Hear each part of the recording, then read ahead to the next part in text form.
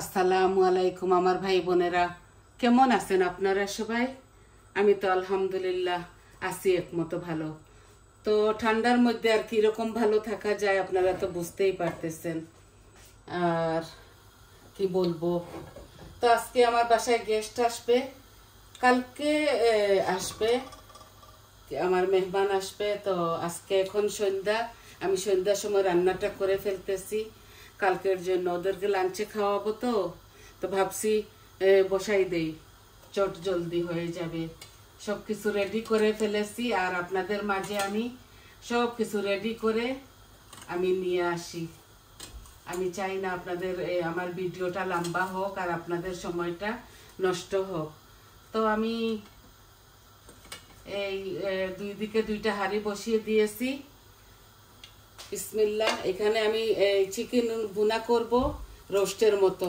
চিকেনগুলো আলাদা একটা ডেগের মধ্যে আমি এগুলাকে করেছি, একটু লাড়াচাড়া করেছি আদা রসুন দিয়ে। যেমন ফ্রাই করে আমি আর ফ্রাই করি নাই, আমি আনা ফ্রাই করে এগুলাকে এইভাবে ভুনা ভুনার মতো করছি। বিসমিল্লাহ। আমি যা যা দেওয়া লাগে এগুলা দিচ্ছি আর একটা টক বসাবো। আর আমি রান্না করব কয়েকটা, কিন্তু আমি আপনাদেরকে এই দুইটা রান্নাই দেখাচ্ছি।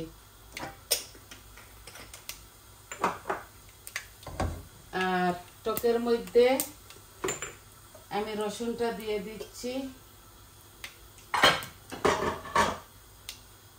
এই দেখেন এখানে একটা গোটা রসুন। বিসমিল্লাহ। রসুনটা লাল হয়ে যাক, তারপর পেঁয়াজ দিয়ে দিব। এটার সাথে কোনো জিরা আমি এক্সট্রা দিব না। এটা টক রান্না করব রুই মাছের মাথা কিছু মাছ দিয়ে। আর চিকেনটাও আমি এখন আমার এই গরম মশলাগুলো রেড হয়ে গেছে, মানে লাল হয়ে গেছে, আমি এখন দিয়ে দিচ্ছি। বিসমিল্লাহ।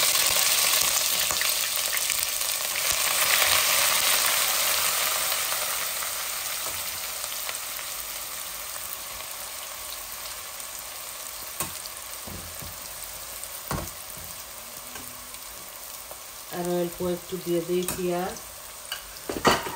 মেহমান বলতে আমার আপন মেহমান, আমার বড় মেয়ের জামাই, নাতি নাতিনরা দুবাই গেছে 2 সপ্তাহের জন্য। তো ওরা আসতেছে, আমি আর আনতেছি ওদের জন্য। ওরা কালকে 2টার সময় এসে নামবে আমার বাসায়। আমি পরিমাণ মতো লবণ বেশি দিব না, কারণ আমি ওই খানের মধ্যে করেছিলাম এগুলাকে। আমার রসুনটা লাল হয়ে গেছে, আমি দেখাবো আপনাদেরকে। এটা টক রান্না করতেছে, আমি মাত্র 4টা রান্না করব, বেশি রাঁধবো না। ওরা না করতেছে, বলতেছে এত বেশি রাঁধবেন না মা, এত জার্নি করে আমরা খেতে পারবো না।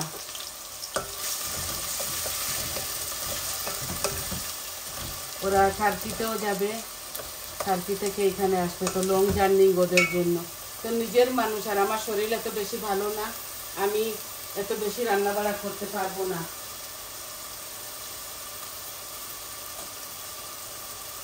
আপনারা জানেন আমার হাতে ব্যথা, আমার হাতে অপারেশন হয়েছে শোল্ডারে। তো আমি এত বেশি নাড়াচাড়া করতে পারি না কিছু। তাও আমি আমার বাচ্চাদেরকে যেরকমই রান্ধি না কেন, ওরা খুশিতে খায়। টক রান্না করতেছি, টকের জন্য পরিমাণ মতো লবণও দিয়ে দিয়েছি। এখন আদা রসুন দিব। আর আপনাদের সামনে আমি একটু দেখাই আপনাদেরকে। এই দেখুন চিকেনগুলো আমি আলাদাভাবে এইভাবে ফ্রাই করেছি এই ডেগের মধ্যে, ননস্টিক ডেগ এইটা। তো আর এই মাংসর ভিতরে কোনো রক্ত থাকবে না। চিকেন রান্না দেখেন না কিভাবে রক্ত হয়ে যায়, রক্ত থাকে বড় বড় হাড্ডির মধ্যে। তো আমি একটু বড় বড় পিস করে দিয়েছি রোস্টের মতো। এখন আদা রসুন দিয়ে দিচ্ছি। এই দেখুন আদা রসুন এগুলা হাতে বানানো, আর হাতের বানানো ওই আদা রসুনের তরকারিটা অনেকটা মজা হয়। এই আদা রসুন দিলাম, পেঁয়াজ দিলাম, আর পেঁয়াজগুলা লাল হয়ে গেলে আর মরিচ মশলা দিয়ে দিব। আর আপনাদেরকে কি দেখাবো, এগুলা তো কমন তরকারি, আপনারা জানেন সবাই পারেন।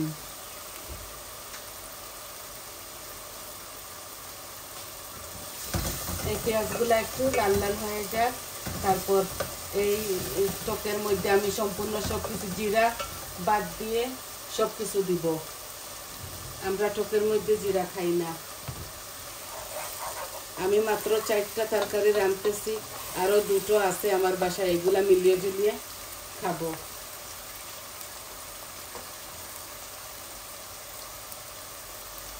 এই হলুদ দিচ্ছি পরিমাণ মতো, দুনো কারিতে দিচ্ছি পরিমাণ মতো। আর চিকেনগুলো যে সময় ভুনেছিলাম ওই সময় আদা রসুন দিয়েছি, হলুদ দিয়েছি, আর চিকেনগুলাকে এইভাবে বড় ডেগের মধ্যে একটু করে ফেলেছি, তেলের মধ্যে ভাজছি। এগুলাকে ভালো করে ভাজা করেছি যাতে এই মিটের মধ্যে কোনো ব্লাড না থাকে। আশা করি আপনারা বুঝছেন।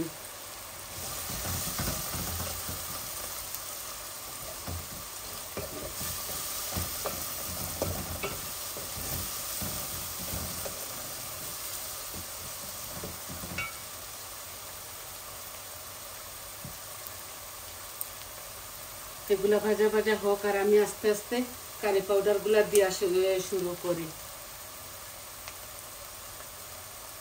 হলুদ দিয়ে দিয়েছি, এখন দিব মরিচ, এই যে মরিচ, আর ওইটাতে দিব ভর্তি করে দিব না, এই যে হাফ চামচ থেকে একটু বেশি দিচ্ছি। আর ওই তরকারিতে একটু কারি পাউডারও দিয়ে দিচ্ছি, আর 1 চামচ ধনিয়াও দিয়ে দিচ্ছি। যে ধনিয়া টনিয়া এগুলো সব কিছু না দিলেও হয়, আমাদের কারি পাউডারের মধ্যে সব কিছু দেওয়া থাকে, আমি এমনি দেই টেস্টের জন্য। এই যে কারি পাউডার আমি 2 চামচ দিলাম, আর এই ধনিয়া দিচ্ছি 1 চামচ, জিরা দিচ্ছি 1 চামচ। আর দিব আমি একটু আচারি মশলা, আর গরম মশলা নামানোর সময় দিব।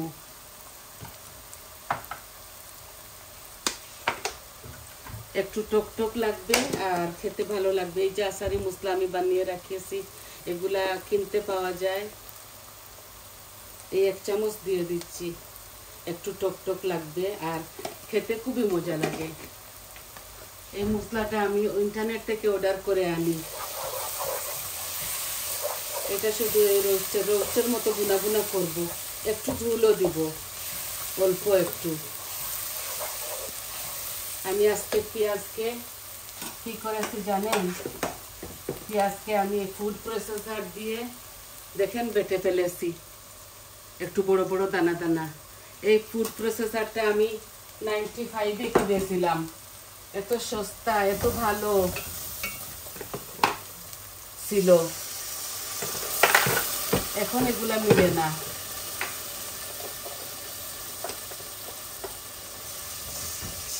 এই যে টকটা একদম সোজা সাজা আমি আপনাদের সামনে সবকিছু দিয়েছি, আপনারা দেখছেন। আর এখন আমি একটু গরম পানি দিব আমার ইয়ের মধ্যে।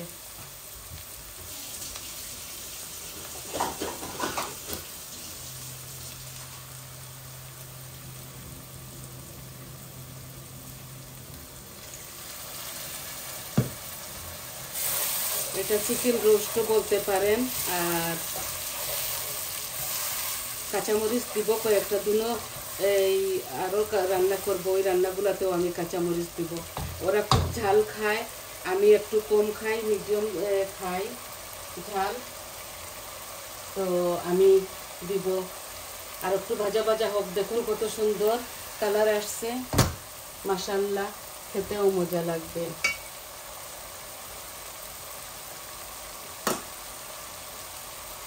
এই দেখুন 2টা কুকিং আপেল, এগুলা কুকিং আপেল আমি আজদা থেকে নিয়ে এসেছি বাজার থেকে। এই আপেল কুকিং আপেল দিয়ে আমি টক রান্না করব, মাছের মাথা, মাছ এগুলা দিয়ে।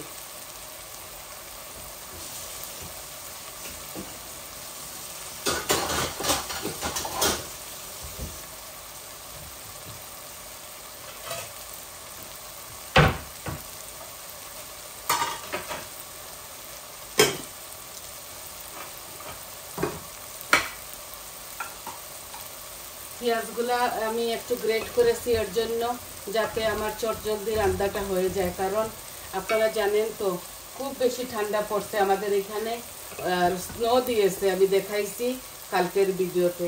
আজকে অবশ্য স্নো থাকে নাই, কিন্তু ঠান্ডা অনেক বেশি। এই আমি দিয়ে দিলাম কুকিং আপেলটা।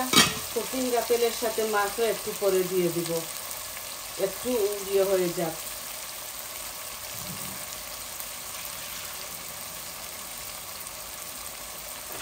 আমি মাছও একসাথে দিয়ে দিচ্ছি, কোনো প্রবলেম হবে না। এই দেখুন মাছ, এখানে মাছের মাথা টাটা মাছ সব কিছু আছে, দিয়ে ঢেলে দিচ্ছি।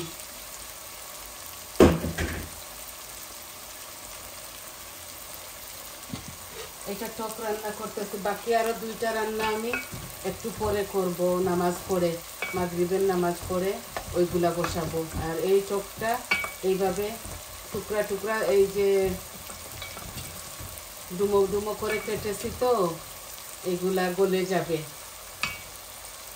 কুকিং আপেলটা গলে যাবে। আর মাছ আর মাংস, মাছের তরকারি আর মাংস পরে বসাবো নামাজ টামাজ পড়ে।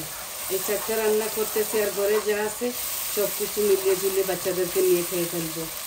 আমার মেয়েটা জামাই ওরা দুবাই থেকে আসতেছে 2 সপ্তাহ থেকে। আর ওরা না করেছিল, বলেছিল মামি আর খামনাই আসবা।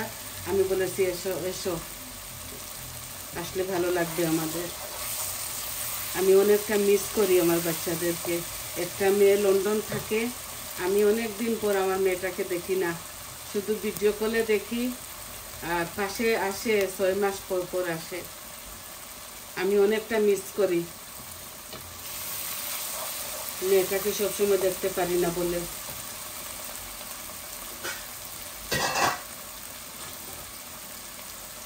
এখন দেখুন আমি চিকেনগুলো এইভাবে, এই দেখুন একদম ইজি ঢেলে দিয়েছি। এগুলা এই হাঁড়ির মধ্যে আমি এই ভাজি করে ফেলেছিলাম।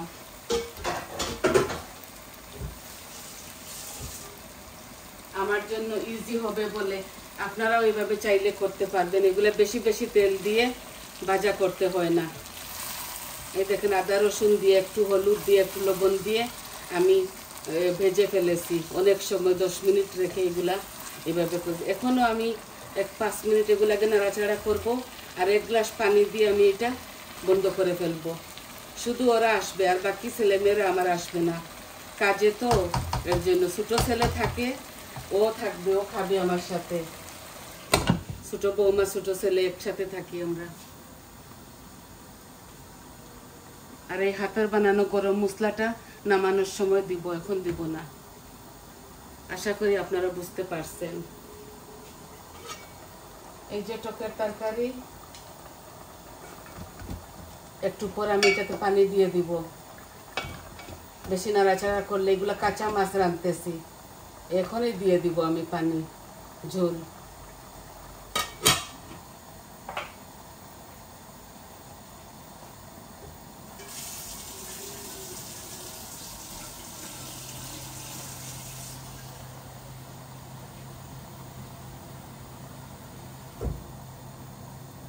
আর টকের মধ্যে তো একটু পানি দিতে হয় বেশি, তো আমি এই দেখুন বড় গ্লাসে 1 গ্লাস হবে, এই দিয়ে দিলাম। এখন দেখবো আরো একটু দেওয়া যায় কিনা। হ্যাঁ, আরো একটু দেওয়া লাগবে, কারণ তরকারি তো বসাই দেই আমরা, পানিও ঢেলে দেই। এগুলা জাল খেতে হয়, অনেক সময় জাল খেতে হয়।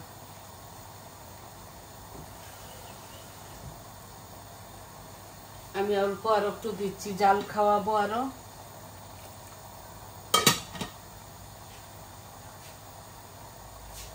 জাল খাওয়াইয়ে ধনিয়া পাতা দিয়ে আর এটা নামিয়ে ফেলবো। এই যে আমার চিকেনগুলা দেখছেন, আদা ভাজি ফেলেছিলাম করে আমার কামটা অনেকটা হালকা হয়ে গেছে। এখন আমি শুধু ঝোল দিব, অল্প একটু, বেশি দিব না। দেখছেন এইভাবে মাখা মাখা থাকবে। এগুলা কোনো পোলাও বিরিয়ানি এরকম বানাবো না কিচ্ছু, সাদা ভাতের সাথে খাবে, তো একটু বুনা বুনা টাইপের বানাচ্ছি এটা।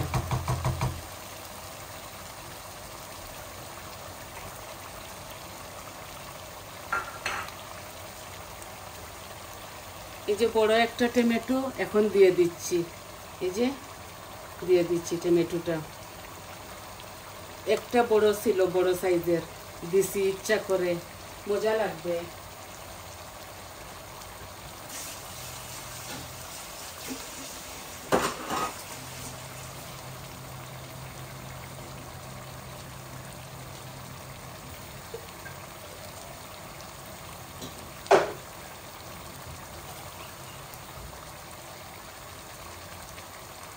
এই যে আমি এই গ্লাস দিয়ে বেশি দেব না, অল্প।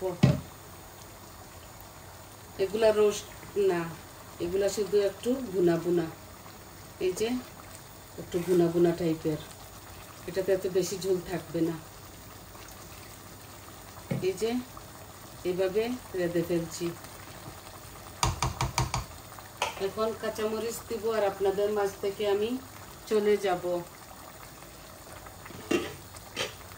ধনে পাতা দিয়ে এই টকটাও দেখুন কিভাবে দেখাবো আপনাদের।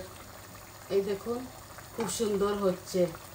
এটা কুকিং আপেল, এখানে আর কোনো টক দিতে হয় না, খুবই টক এই কুকিং আপেলের মধ্যে, খুবই টক।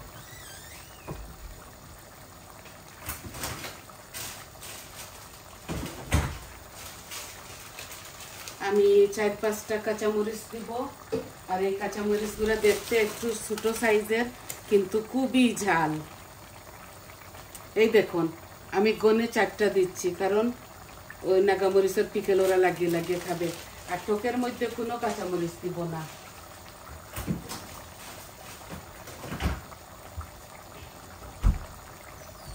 আর নামানোর সময় শুধু এই দেখুন, এগুলা বেশি লাড়তে চাড়তে হয় না, এইভাবে ডলে ডলে হয়ে যাবে।